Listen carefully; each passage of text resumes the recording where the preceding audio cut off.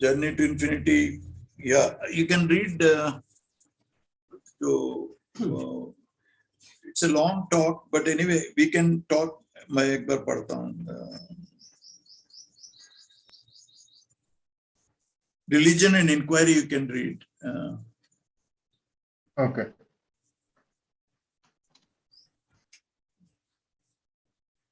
We'll what we'll do in the subsection, we'll go causes of worldly miseries. We'll go into that because a lot of Urdu words are there. People can read on their own later on, because or if you want, it will be very long talk, but it will be useful for us. I feel that if you move from that subsection, causes of worldly miseries. So I'll read that. Then it will be. That itself is quite strong, long one.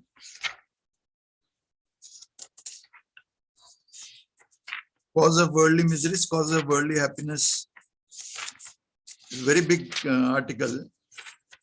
Anyway, we'll read that. Okay. We can read again into the afternoon session also, because it's a fairly long article, but it's worthwhile. Now I'm going to read about causes. This is from article Religion and Inquiry by Lalaji Maharaj. So today is Basant Panchami, his birthday. We are trying to think about his thoughts. So this article deals about causes of worldly miseries, a detailed description. There are three types of miseries in the world: Adi Daivika, Adi Bhautika, Adhyatmika. Miseries which are caused by devas are called Adi Daivik. All the powers which are in nature are called devas. For example, moon, sun, lightning, etc. are the coordinating powers of nature. The entire cosmos is filled with them. The power is only one, but it has got innumerable faces. The moon, the sun, the stars, lightning, etc. are the different forms of it, and a detailed description of them is difficult. Neither anybody can tell the details of them nor make a list of them.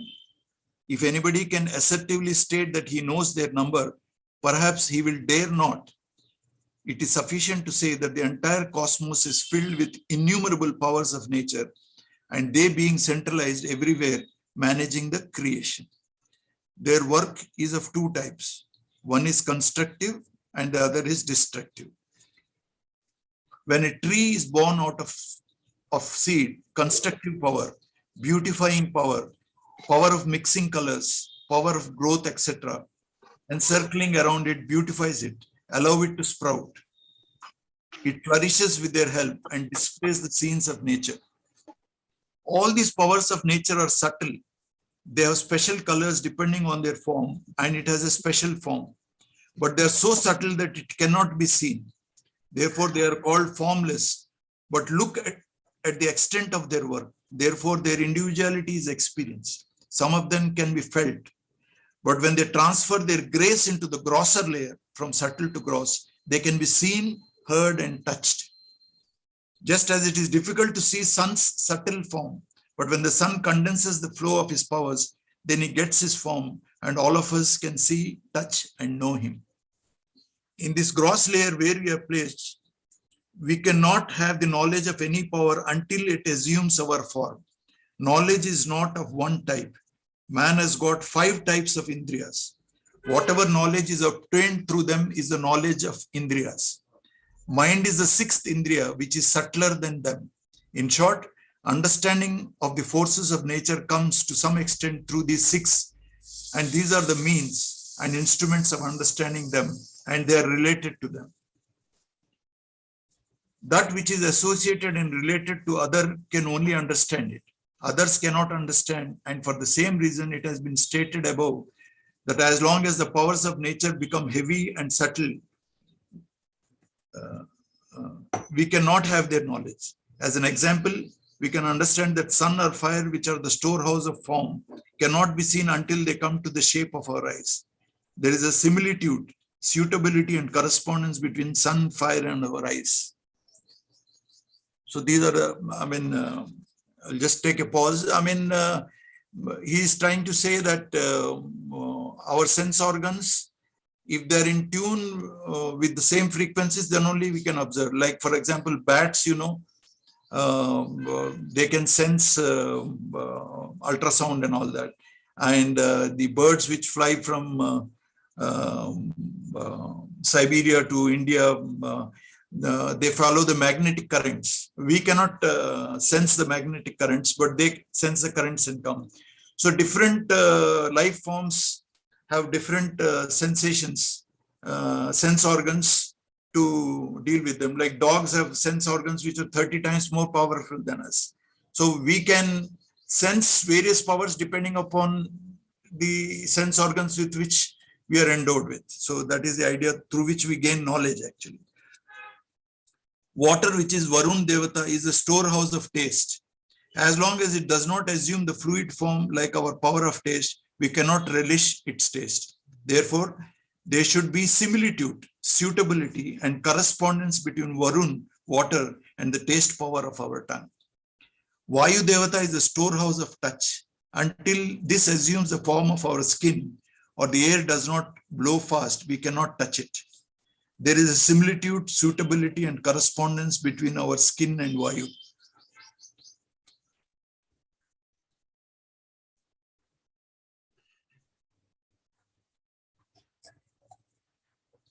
Basically, what is called the Tan Mantras, that is the space, the sound, touch, rupa, form, taste, and smell. These are called the Tan Mantras. When they become gross, they become, earth, water, fire, air, and space. So our sense organs and the mind itself are composed of Tan Mantras. That's why they're able to interact, they're able to cognize the objects which are made up of gross elements. Of course, those gross elements also have the Tan Mantras. That is why we are able, in that sense, if you view, there is unity between the object and subject. If there is no unity, we cannot observe objects also. Suppose the object is totally separate from us, we cannot have cognizance of an object.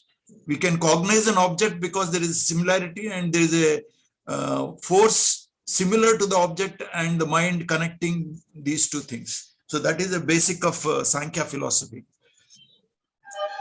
It goes on the similar lines. Disha Devata is the perfect sound. There is correspondence with our ear. Ashwini Kumar, who is the Devata of smell, there is correspondence with our nose. Brahma is the Devata of the mind, who is the presiding deity of Sankalp and Vikalp. All these powers of nature give miseries. For example, a person could not bear the severity of sun and become sick. The second was struck by lightning and the third was troubled by cold weather. Fourth one became mad by the figure of moon. Fifth one had other type of trouble. In this solar system, there are constellations, planets and stars having their special influence. Influence of Mars is on wars. When they come into their special light, they influence Jiva in their special way. For example, when we sit before a lamp, usually eyes are affected and there will be dazzling in the eyes. Wind is blowing outside. A person is walking in that breeze without any effect, and second person becomes sick immediately. All these effects are according to their disposition. The solar system is always in a state of rotation, and consequently, sometimes it will have good effects, sometimes bad. Where is a person who can say that he is always unaffected by the harshness of the seasons? All will be coming under its influence, and each one is affected by one or the other. This misery is called Adi Daivik, which comes from the powers of nature. The second is Adi Bautik.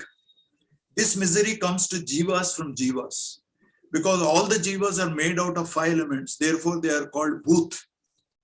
This misery is also common as Adi Daivik, is also as common as Adi Daivik. This misery can be divided into lakhs and crores of miseries. Man is an enemy of man, tiger, leopard, etc., mosquito, bedbug, and other insects, etc. Some are friendly with some are enemies with some. Water is the enemy of fire, bitterness is the enemy of sweet, shadow of sun, disease is the enemy of health, and pleasure is that they live together. They are never apart for a moment and get their work done at every opportunity. Where there is lotus in water, there are flight of birds also. thorns along with flowers. Poisonous insects are inside the petals of rose. Unhappiness is with happiness. Therefore, this world is called the creation of duality. This is a mixture of contrary powers. In this planned and composite creation, unity between contrary forces is inevitable. There is Prakriti along with Purusha. Creation certainly will be other type. Don't you see that among the people you meet, there are some without any purpose, and there are some whose reality is neither known to themselves nor to others. People do different kinds of mischief, just like that, and they get themselves burnt and roasted in that fire. They will not come out of their jealousy, even if they may or may not have any benefit in that. They go to the extent of ruining themselves for the sake of harming others. If you see it from a broader angle, what is the amount of truth in it?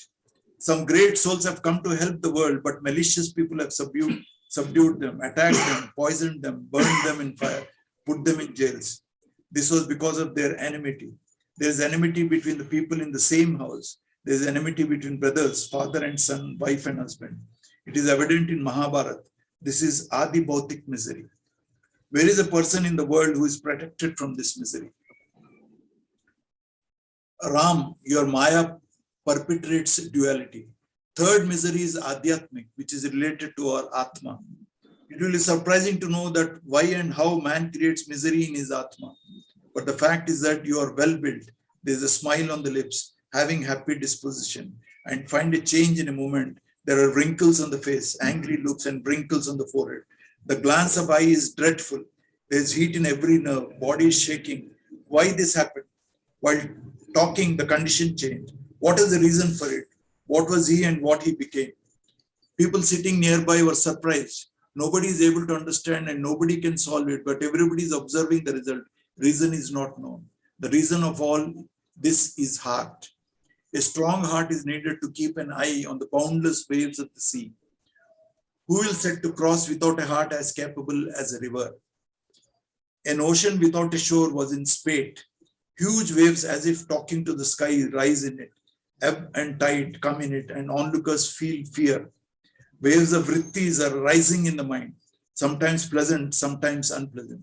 When a thought of anger comes in the heart, it sets the body on fire from top to toe. When the emotions of sorrow come, the whole body becomes useless and dull, and there is no inclination for conversation. There is neither interest in hearing nor telling. There is a flow of tears from the eyes. The lips have a cold sigh. If any artist comes at that time, he draws a picture of his misery.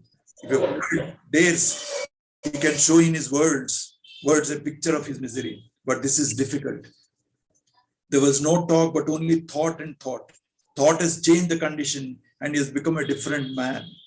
This misery of thought, this mental trouble, this trouble of will is called Adhyatmic misery.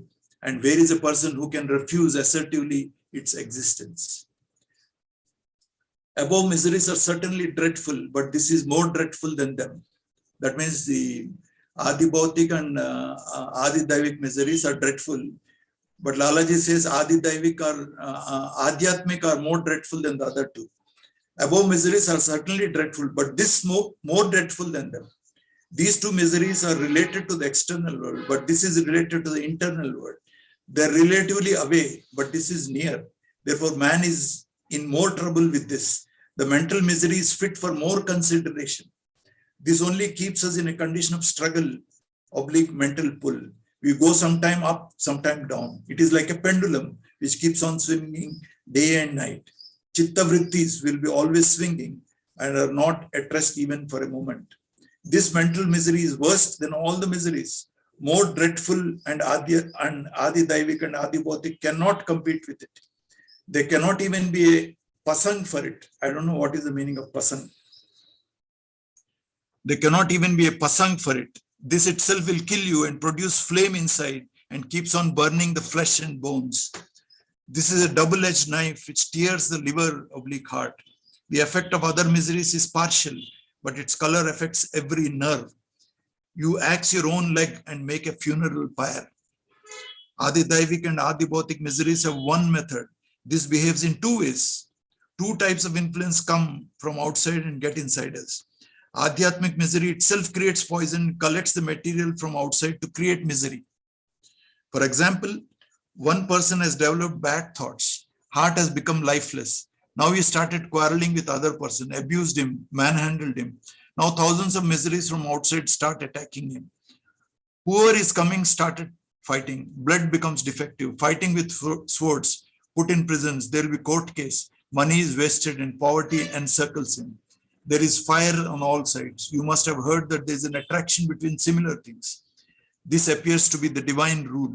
Therefore, he gives place to bad thoughts which are scattered in the atmosphere, in his heart unknowingly. Thousands and crores of bad things are generated in by his mind, word and deed, and he becomes evil incarnate in the world. One who indulges in gambling will definitely speak lie, will surely become dishonest. One who is dishonest will certainly steal. He becomes a culprit of violence and hurting other people's heart. And in whom there is violence becomes a big sinner, because violence is a big sin. This order will continue like this forever. A person having one sin included thousands of sins in him. The root of sin is in mind, and the tongue and hand are the two gross instruments of its expression. Due to this bad habit, he acquires other bad company. Evil is inside and evil is outside. Person having evil thoughts brings out the bad thoughts like silkworm. He traps himself and leads others also into that trap. Why does a man become sick? Merely due to his thought. Why does he become miserable? Due to his thought. Thought makes a person angry. Thought only produces desires. Greed comes through thought. Due to thought only attachments and illusion. Ahankar is born out of thought only. These are all the faces of Adhyatmic misery, which are thousands of forms. It requires an office. It may be possible to treat one patient, but how is it possible to treat thousands of patients? They're eating one by one, all the people. All are in the jaws of death, but nobody is worried for his betterment. Lord Buddha commanded that the world is a market where transactions of miseries are done. World is a house of fire wherein all living beings are burning like fuel. World is an ocean in which illusioned life jivas are undergoing dips of troubles and miseries day and night. So we'll take a pause here. I think exhaustively he has dealt with how actually while I was reading this Patanjali Yoga Sutras, there's only a single two-word mention. He says, yogi takes to yoga after observing the three causes of miseries. That's all.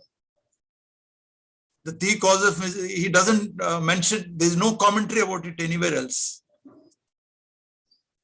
So the three causes means when anybody observes the world, you cannot, if you use your thinking powers, you will know that the wars and then earthquakes and then your own mind, your brooding nature, worrying about future and brooding about the past, these are the causes and you cannot escape them.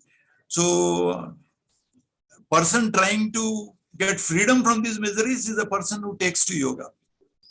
So Lalaji has elaborated he has done the homework and elaborated beautiful way how we are affected by these things. So anybody else wants to read or? Causes of worldly happiness. We all desire happiness. We make efforts for happiness throughout our life. No work is done which is not for the sake of happiness. We always desire for happiness. We desire pleasant things, no concern with unpleasant things. But it will not happen like that, because worldly happiness is mixed with miseries. It has both happiness and misery. Our attention only goes towards happiness. Do not think of misery, and while developing relationship with happiness, unknowingly it gets nearer to misery. For example, an inexperienced youth has a desire to get married. He has decided that he will get happiness by getting married, but he is oblivious to the fact that there are responsibilities with the marriage. He requires so many things to support his wife. Along with it, family will grow. He has to bear so many difficulties for nurturing them, educating them, and getting them married, etc. All the worldly happiness are similar type. Their outward appearance is lovely, but along with them, there will certainly be miseries, and they should be, because this layer of creation is a mixed creation. Therefore, misery and happiness go together.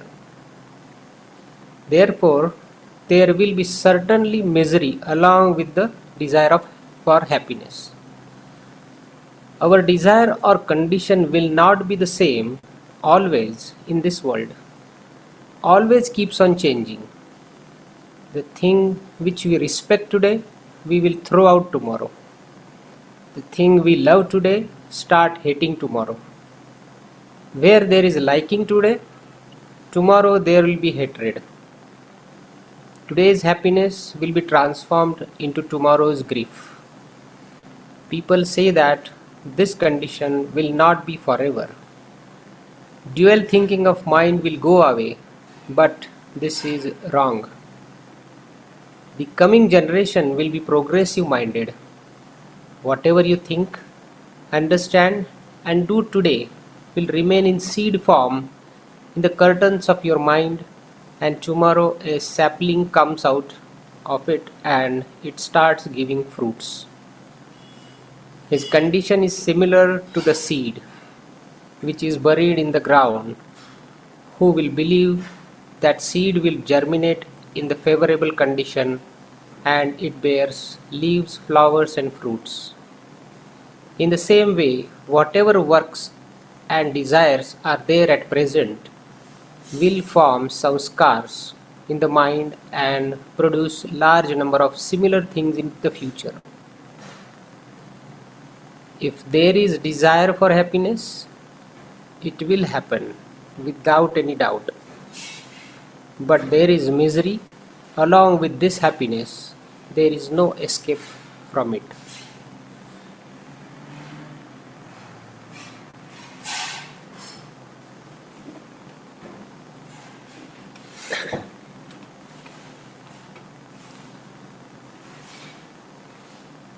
Should I continue? I think this.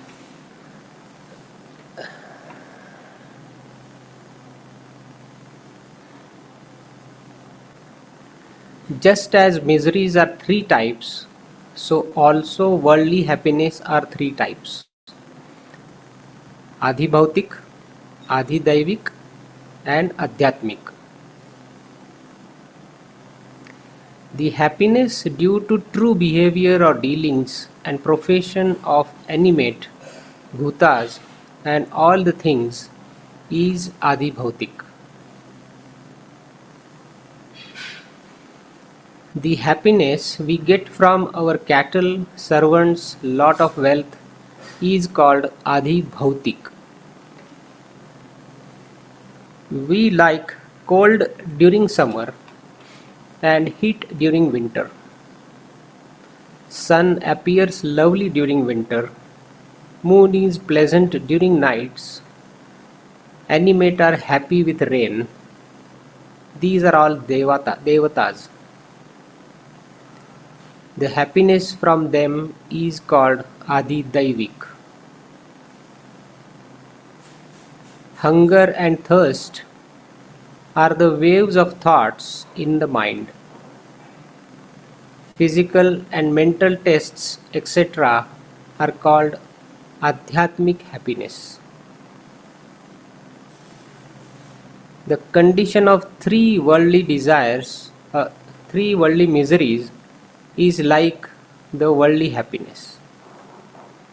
It is deeply thought that whether there is one aspect or two aspects in them, and it is to be understood that where there is happiness in them, there is also misery. It is beneficial to apply sandal for headache. It is also a headache to rub it and to apply.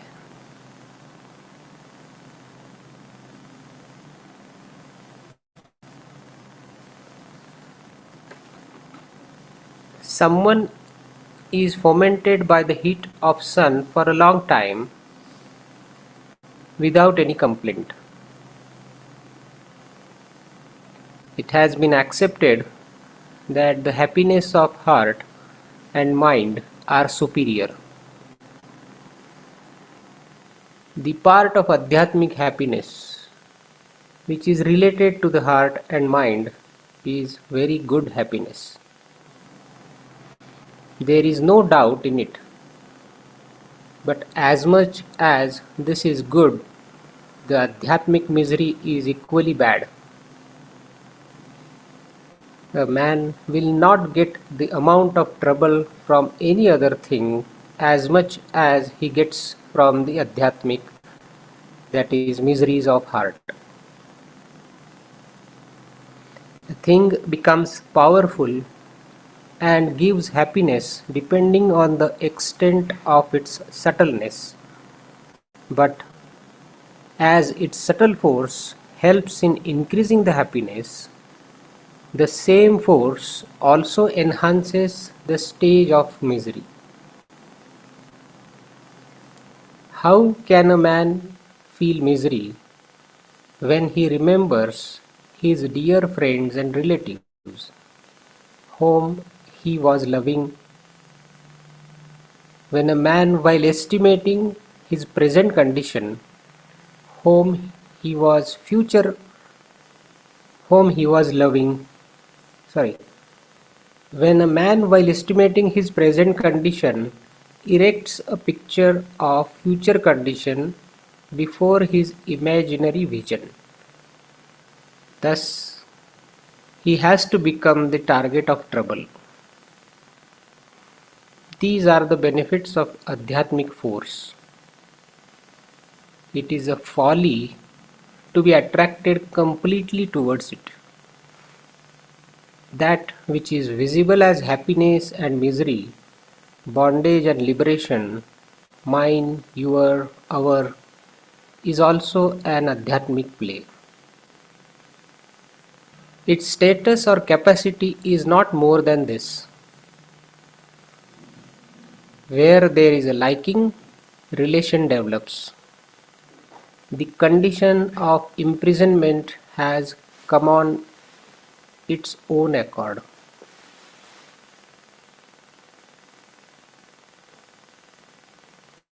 You see whether you have built it or anybody has built it. Mind alone is the builder.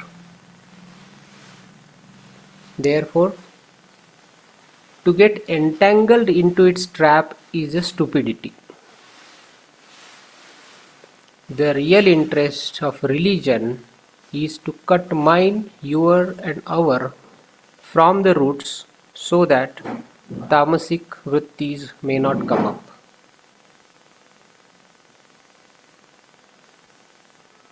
Adhidaivik and adhibhautik happiness will not produce so much misery, because the amount of their happiness is equal to the misery. But Adhyatmic force gets lot of happiness, therefore it brings misery also with it. All the worldly happiness comes in these three lines, but in their gross form, most of the animate are captivated. There is a need for giving few reasons.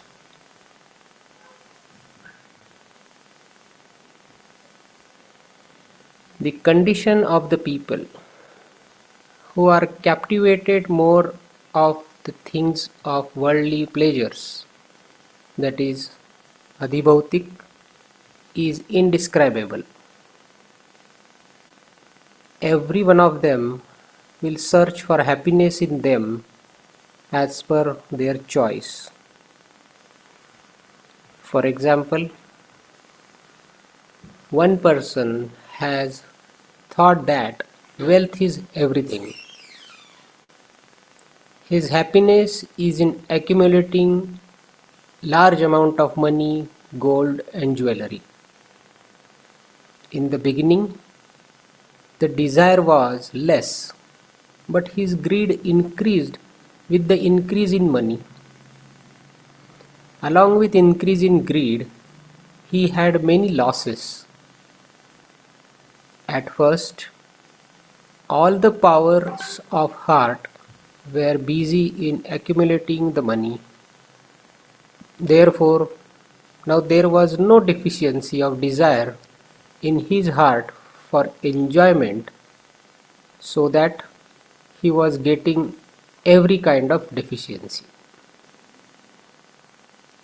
Secondly, he was feeling miserable with the thought of getting losses, and he will have the thought of constructing good house, fixing good lock, engaging intelligent and healthy servants. Thirdly, due to this, he will be terrified with everybody, that anybody may deceive him and deprive him of his accumulated wealth. His sympathy will be reduced, not only with strangers and alien, but also with relatives and alien. He was becoming himself an expression of misery. In this way, carelessly, whoever falls into the desire of worldly happiness unnecessarily, he has to become a storehouse of misery, and he comes to the conclusion in the end that there are more miseries in the world and less of happiness, which is not correct, which is not incorrect. You can understand with this example whether there is welfare in being with it throughout the life or not.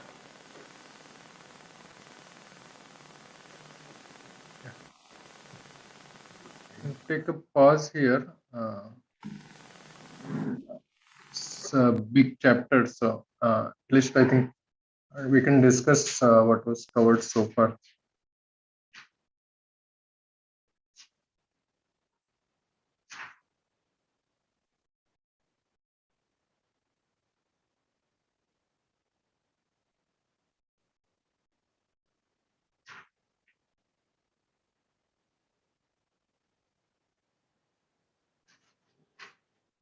The questions. Yeah. So for like when we pursue Adhyatmic happiness, it will give us Adhyatmic miseries also. So it is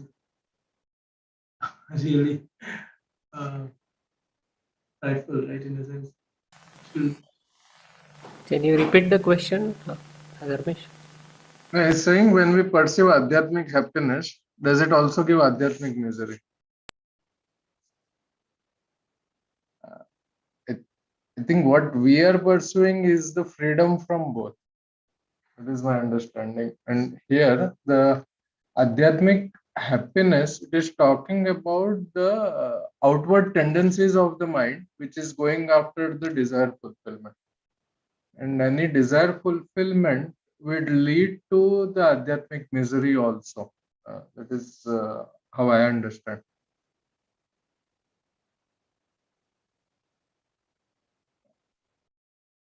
Like here, right? It is beneficial to apply sandal for a headache. It is also a headache to rub it and to apply.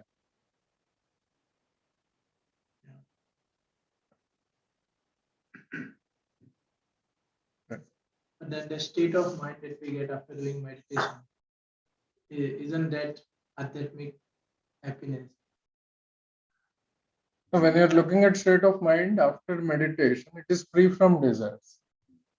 It is free from thoughts. Okay. Right?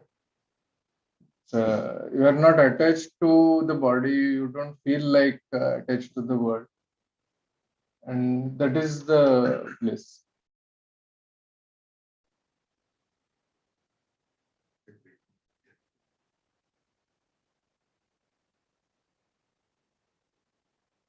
And that our prayer says we are yet but slaves of wishes, and now he is explaining that how the wishes are creating Adhyatmic misery. We are yet but slaves of wishes, putting bar to our advancement. So, what can be an example of Adhyatmic happiness then, which will bring misery? That is given here. No? For example, Worldly, he wants to. Wealth is everything. His happiness is accumulating large amount of money, gold, jewelry. No, what is the question, Dharmesh? I was not following the question. Okay. His original question was that if the Adhyatmic happiness is also leading to Adhyatmic misery, so the meditation is we are aiming for Adhyatmic happiness, and will that lead? We are meditation we are doing to reach a state of balance, and balance is a condition which transcends happiness and misery, where there are no vrittis at all. Vritti is a cognition or a feeling in the mind. So you neither feel there is no vritti means there is no happiness and there is no misery, which actually the word used for that is bliss actually. So suppose now he's put another question, how can Adhyatmic happiness lead to Adhyatmic misery? Like suppose we are a group of friends, suddenly we enjoy in each other's company. So that is a kind of an Adhyatmic happiness. Suppose we meet friends, we greet each other, we have a common goal of talking about Babuji, we feel happy. But then suddenly there is a error in perception in the minds of some of our friends. They feel that we are not understood Babuji properly, and then we are not devoted, and then we don't have love for Babuji, and then suddenly they start disliking you and leaving you. So that leads to a kind of an Adhyatmic unhappiness. Earlier you felt happiness in each other's company, now you don't feel happiness. So which is a common phenomena which you are seeing, no? So that's how it happens. So we want to focus on God, which is Sanatana, which is permanently of the nature of bliss. We don't have to struggle for happiness. You become happiness itself. Unconditional. It is called unconditional happiness. Whether you have friends who like you, whether you have friends who dislike you, you cannot help but be happy. That is the aim of yoga. That is the state of balancedness. That is what we aim for. Okay, yeah. Your question kiska tha, Dharmesh, your friend? Subodh. Subodh, you got clear now? Yeah. Okay. Come from Goa. After 10 minutes, we'll break because 12 o'clock prayer is there. Then this is about 25 pages actually. We can finish in the afternoon session. We can restart at 3 o'clock and we'll finish the whole topic. It may take about 1.5 to 2 hours. We'll finish in the afternoon session. So we'll break now because we'll have to prepare for the meditation. If there are any questions in between, we can try to talk about it.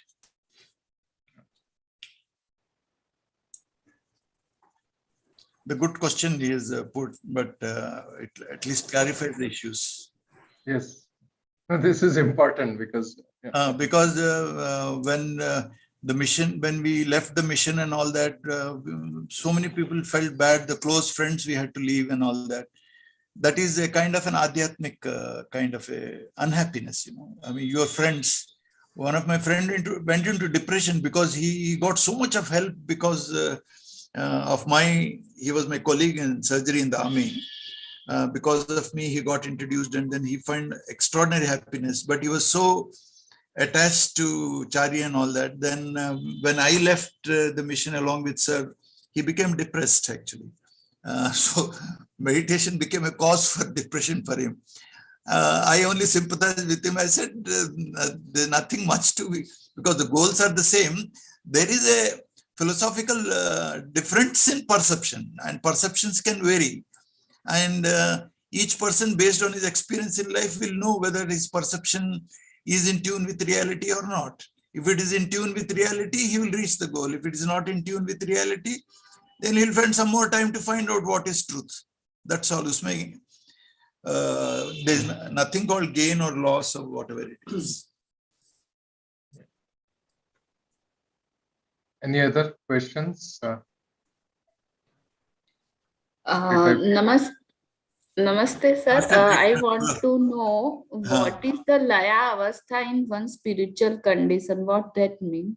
लयावस्था बोले तो क्या है रहता बोले तो when आपका suppose आप एक music सुन रहे समझो, and then your mind is totally absorbed in that music, and then and when somebody comes and you get startled, that means आपका mind वगैरह पूरा उसमें merge हो जाता.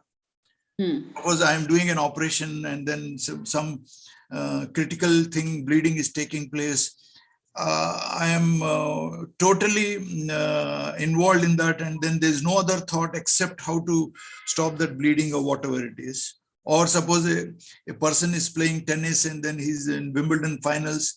He's totally, his mind is not aware of the fans and all that, of the spectators trying to, he'll be totally in Laya. He's totally absorbed in the process, this thing. So when you're meditating, when you're thinking about the master, when the when the feeling of happiness rises in your mind, when your mind identifies with that happiness, it is called Laya. That means you also forget yourself, and you also forget, you are also not aware of that happiness. You just simply melt into a kind of a forgetfulness. That is a kind of a Laya actually. And when you wake up, you know that you're coming out from some state actually. Like just now, one of our friend here sitting, he has asked us whether am I snoring, am I disturbing you? Then that means he woke up. Then there's a kind of a Laya. His mind went into some kind of a peaceful state and he got absorbed in it. He felt that he was snoring, and people snore also. Sometimes they go into sleep. If they're not alert, if they're very heavy, they're sick, they're not physically fit and healthy, while meditating, they slip into sleep actually. You can't take that as Laya, but Laya will be, you'll be alert, but then you'll be absorbed in that condition. It's a common experience for all meditators. Only thing, you should learn to note it and then put it down in diaries. So. Thank you, sir.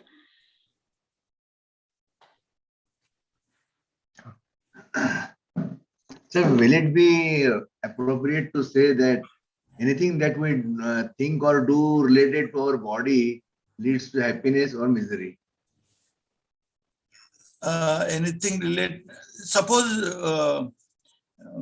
if the body is in a healthy state, and suppose it has regained healthy state, you feel happy actually. Suppose you got fever, and then you got severe cough, sore throat and all that.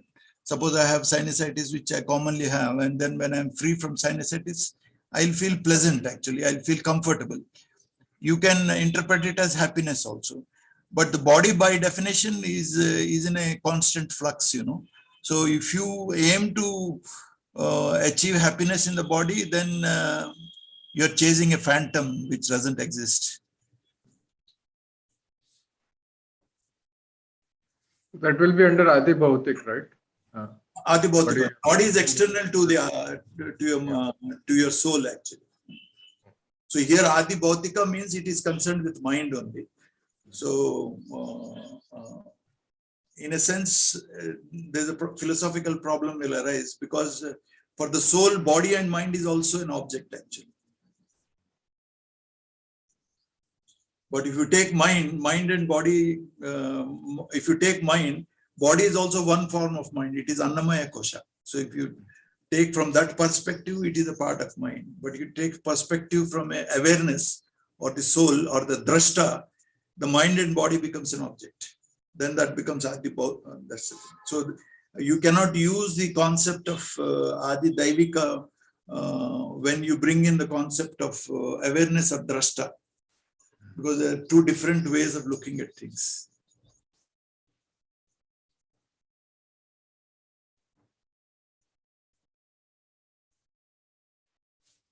Anything else? We'll break for 12 o'clock prayer and then we'll see